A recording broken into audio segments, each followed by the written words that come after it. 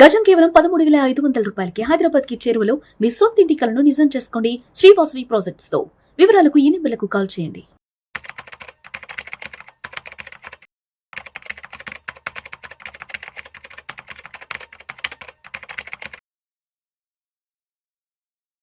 రామచంద్రమూర్తి గారు నమస్తే సార్. నమస్తే అండి. సార్, పిఎఫ్కి సంబంధించి ఒక మంచి అప్డేట్ వచ్చింది. సో ఇక్కడ నుంచి పిఎఫ్ అమౌంట్లో 75% అమౌంట్ని మనం ఏటీఎం ద్వారా కానీ లేదంటే యూపీఐ ద్వారా కానీ విత్డ్రా చేసుకునే అవకాశం కల్పించబోతున్నామంటూ కూడా ఒక అనౌన్స్మెంట్ అయితే రావడం జరిగింది.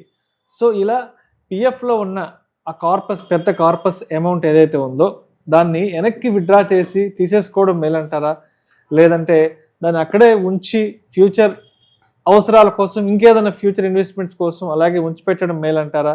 సో ఇప్పుడున్న ఈ సిచ్యువేషన్ ఎలా హ్యాండిల్ చేసుకోవాలి మనం? Excellent point sir. ఇది చాలా మంది ఎంప్లాయీస్ అందరికీ కూడా దీని మీద చాలా తీసుకోవడం బెటరా లేకపోతే ఉంచుకోవడం బెటరా అనే కాన్సెప్ట్ ఉంటుంది. అది పిఎఫ్లో మేజర్ బెనిఫిట్ ఏంటంటే ఎంప్లాయీకి ఎంప్లాయర్ కాంట్రిబ్యూషన్ కూడా యాడ్ అవుద్ది. మామూలుగా మనం సేవింగ్స్ ఏది చేసుకున్నా మన అమౌంట్ సేవ్ చేసుకుంటాం, కానీ ఇక్కడ ఏమవుతుందంటే ఎంప్లాయర్ కూడా యాడ్ చేస్తారు కాబట్టి.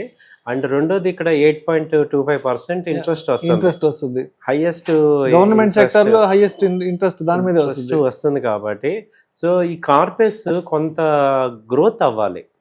ఇప్పుడు ఒక పర్సన్ జాయిన్ అయిన 5 years లోపు కనుక కార్పొరేట్స్ బిల్డ్ కాకుండా తీసుకుంటే ఆయనకి ఉపయోగం ఉండదు. అంటే మనకి ఎంప్లాయీస్కి ఏమవుతుందంటే లాస్ట్ 10 days ఎప్పుడు ఎంత సంపాదించినా జేబులో డబ్బులు ఉండవు.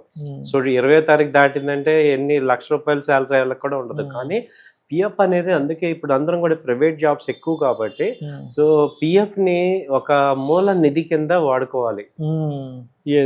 మూల నిధి దాన్ని ఏంటంటే ప్రతి దానికి కూడా వాడుకోవద్దు. సో దానికి ఒక పర్పస్ పెట్టుకోండి. సో వాళ్ళు గవర్నమెంట్ కూడా ఎందుకు ఇచ్చేస్తానంటుంది అంటే వాళ్ళు కూడా ఏమవుతున్నారు, ఇంత ఇంట్రెస్ట్ బేర్ చేయలేకపోతున్నారు ఇండైరెక్ట్ గా. వాళ్ళు ఇంట్రెస్ట్ బేర్ చేయలేకపోతున్నారు. అది వరకు పిఎఫ్ రిలీజ్ అవ్వాలంటే 15 మంది అగ్రిమెంట్ సైన్లు కావాలి. చాలా టైం పట్టేస్తారు. 3 నెలలు 6 నెలలు సంవత్సరం. అంటే ఇవాళ పిఎఫ్ కి సంబంధించిన రిక్వెస్ట్ పెట్టుకుంటే అది ఏ సంవత్సరం 2 నెలలకు వచ్చేది అది.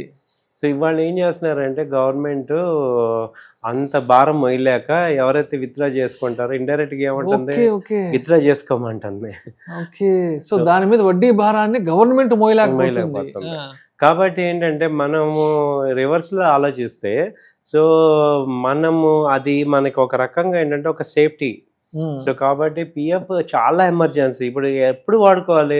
సపోజ్ మీకు ఏదైనా యాక్సిడెంట్ అయ్యి ఇంట్లో ఉండాల్సి వచ్చింది, ఒక 1 year పాటు జాబ్ లేదు, అలాంటి టైంలో కొంత వాడుకోండి.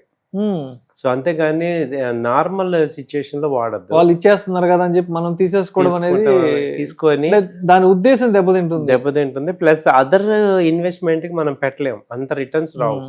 మామూలుగా స్టాక్ మార్కెట్ పెట్టినా లేకపోతే మ్యూచువల్ ఫండ్స్ ఉన్న అసెట్స్ తీసుకుంటే గోల్డ్, సిల్వర్ కంటిన్యూగా గ్యారంటీడ్ అసెట్. అది ఇవేవి గ్యారంటీడ్ కాదు కదా, గ్రోత్ వస్తే కానీ గ్యారంటీడ్ కాదు.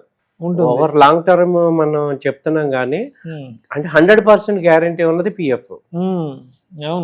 కాబట్టి 8% ఏం చేయబోయినా 8%, 8.25% రిటర్న్ వచ్చేది. కాబట్టి ఇంకా మీకు ఏంటంటే దాన్ని ఉంచుకోవటమే బెటర్. అట్లీస్ట్ 50 years 55 years వరకు అన్నా దాన్ని టచ్ చేయకుండా ఉంటే ఒక మంచి కార్పస్ బిల్డ్ అవుతుంది. సో రెండోది ఏంటంటే దాన్ని తీద్దాం అన్నప్పుడు మీరు ఏం చేయాలి అంటే హయ్యర్ ఇంట్రెస్ట్ ఏమన్నా ఉన్నవి అవి తీర్చుకోవటానికి వాడుకోండి. ఇప్పుడు ఒక 3%, 4% ఇంట్రెస్ట్ తీసుకున్నాం. సో వాటిని తగ్గించుకోవటానికి వీటిని వాడుకోవచ్చు, కానీ మళ్ళీ ఇమీడియట్గా రీబ్యాలెన్స్ చేసేటట్టు ప్లాన్ చేసుకోండి. సో కాబట్టి పిఎఫ్ని అయితే చాలా జాగ్రత్తగా, ఇది ఒక మూల నిధి, మనకున్న ఏకైక అసెట్ అది. సో దాన్ని ఇంకా ఎక్కువైతే వీలైతే ఎక్కువ కాంట్రిబ్యూషన్ మన సైడ్ ఎక్కువ పెట్టుకునే ఎక్కువ పెట్టుకోవటం బెటర్ నా పాయింట్లో. సో కాబట్టి అవసరమైనప్పుడు వాడుకోండి. బట్ గవర్నమెంట్ ఎందుకు ఇంత ఫెసిలిటీ ఇస్తుందంటే తొందరగా తీసుకెళ్ళిపోమని, కాబట్టి అది కూడా ఆలోచించాలి మనం. సో మొత్తానికి గవర్నమెంట్ దానిపై ఉన్న అధిక వడ్డీ భారాన్ని గవర్నమెంట్ బేర్ చేయలేక సరే మీ అమౌంట్ ఏదైతే ఉందో మీరు తీసుకెళ్ళిపోండి, మేము కొంత ఫ్రీ అవుతాము, ఫ్రీ అవుతాం. వడ్డీ భారం నుంచి కొంత తప్పించుకోవచ్చు అన్న యాంగిల్ చెప్పారు. బట్ ఏదైనా సరే, ఏదైనా పెద్ద ఎమర్జెన్సీ వస్తేనో ఇంకేదైనా మంచి బెటర్ ఇన్వెస్ట్మెంట్ ఆప్షన్ అవన్నీ ఏదైనా దొరికితే దీనికంటే ఇంకా మంచి రిటర్న్స్ వచ్చే ఇన్వెస్ట్మెంట్ ఏదైనా ఉంటే అక్కడ ఇన్వెస్ట్ చేసుకోండి. కానీ ప్రతి చిన్న అవసరాలకి చీటికి మాటికి కూడా ఈ డబ్బులు తీసుకోవడం అనేది కరెక్ట్ కాదంటారు, అడ్వైజబుల్ కాదు. Right sir. Thank you sir, thank you so much Ramachandramurthy గారు.